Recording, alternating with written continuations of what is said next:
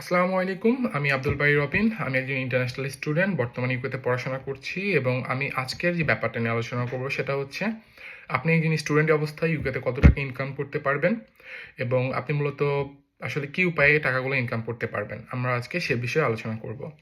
তো আমি আপনাকে তার আগে একটু জানিতে চাই আসলে ইউকেতে যে স্যালারি স্কেল বা যে ওয়েজেস সেটা আসলে কিভাবে নির্ধারণ করা হয় এবং সেটা বর্তমানে কত টাকা বা কত পাউন্ড আসলে এখানে। আমরা সবকিছু পাউন্ডে হিসাব করব, এজন্য আমি পাউন্ড সবসময় বলবো। তো এখন বর্তমানে ইউকের এখন যে রুলস, একজন স্টুডেন্ট সে যদি আপনার 20 ইয়ার্সের উপরে হয়ে থাকে, অর্থাৎ নর্মালি স্টুডেন্ট আমি যদি ব্যাচেলর বলি বা মাস্টার্স যেটাই বলি, সে যদি 21 ইয়ার্সের উপরে অ্যাডাল্ট হয়ে থাকে তাহলে তার বর্তমান যে মিনিমাম ওয়েজেস সেটা হচ্ছে 11.44 পার আওয়ার, মানে অর্থাৎ 11.44 পেন্স পার আওয়ার সে তার স্যালারি স্কেল। কিন্তু এর নিচে যদি হয়ে থাকে, অর্থাৎ 18 থেকে 20 বছর যদি হয়ে থাকে, তাহলে কিন্তু তার একটু কমে যাবে, তখন সেটা 8 পাউন্ড 60 পেন্স পার আওয়ার হয়ে যাবে। অর্থাৎ বয়সের উপর নির্ধারণ করে আপনার ওয়েজেসটা কম বেশি হবে। তো এই ক্ষেত্রে একজন স্টুডেন্ট সে কিন্তু 20 ঘন্টার বেশি কাজ করতে পারে না। অর্থাৎ যে গভর্নমেন্ট যে রুলসটা আছে ইউকে, অ্যাজ এ স্টুডেন্টে সে 20 ঘন্টার বেশি কাজ করতে পারবে না প্রতি সপ্তাহে। একজন স্টুডেন্ট যদি প্রতি সপ্তাহে 20 ঘন্টা কাজ করে এবং আমি যদি হিসেব করি সে যদি মিনিমাম ওয়েজেসটা পায়, তাহলে তার অর্থাৎ 11.44, সে যদি 20 ঘন্টা কাজ করে তাহলে উইকলি তার স্যালারি হচ্ছে 228 পাউন্ড।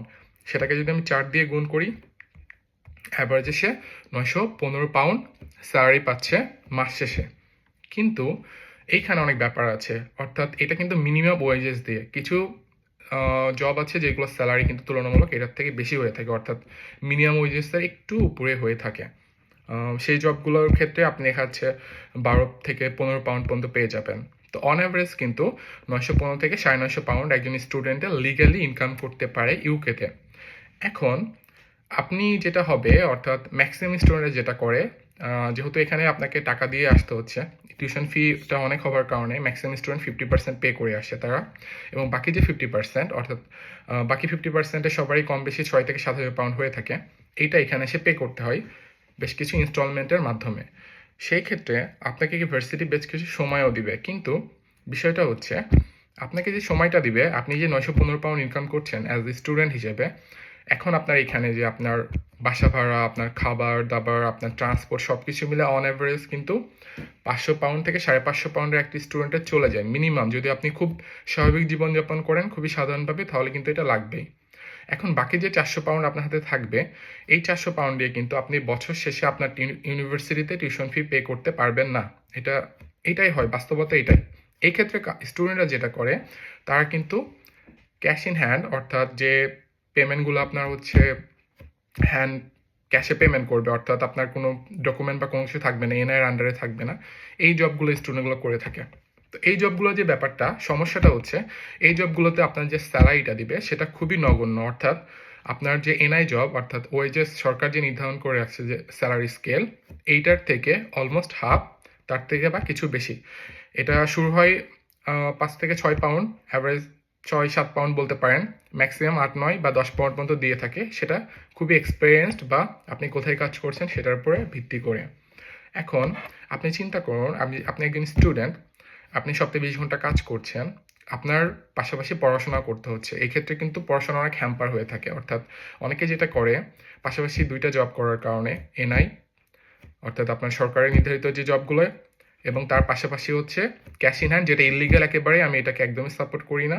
এই 2টা জব একসাথে করতে গিয়ে অনেকের পড়াশোনার সমস্যা হয়ে দাঁড়ায়, ঠিকমতো ইউনিভার্সিটি যেতে পারে না, বা তাদের মার্কিং গ্রেডও অনেক খারাপ চলে আসে।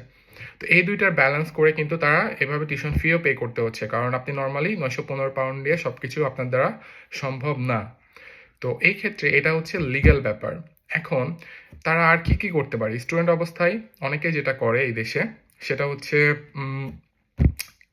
ফুড ডেলিভারির জন্য আইডি রেন্ট নিয়ে নিচ্ছে।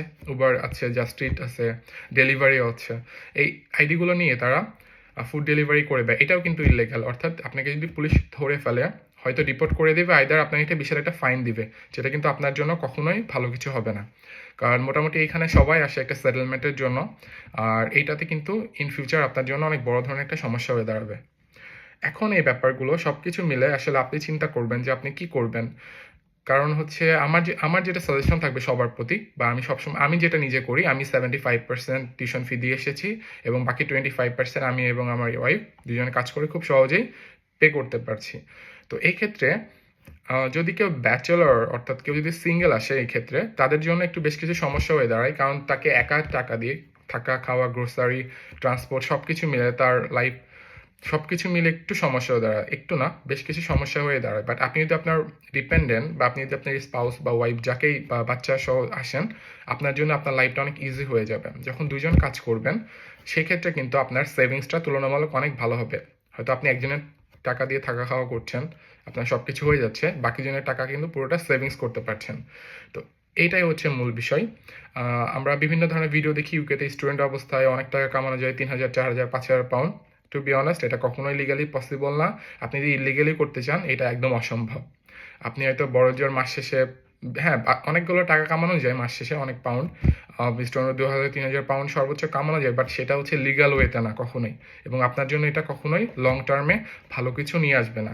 তো এর বাইরে হচ্ছে আপনি যদি ইউকেতে আসতে চান, আপনার অবশ্যই উচিত হবে আপনি যতটা পারেন টিউশন ফি দিয়ে আসতে। যদি পুরোটা দিয়ে আসতে পারেন, এটা আপনার জন্য খুবই ভালো হবে। আপনি এসে ঠিকমতো পড়াশোনা করতে পারবেন এবং পরবর্তীতে আপনি একটা ভালো একটা রেজাল্ট নিয়ে বের হতে পারবেন, এবং একটা ভালো কোনো কোম্পানিতে আপনি চাইলেও আপনার এক্সপার্টাইজ, আপনি যে পড়াশোনা করেছেন সব কিছু মিলে একটা ভালো জবও পেতে পারেন, যেটা লং টার্মে আপনার জন্য একটা বিগ একটা ইনভেস্টমেন্ট।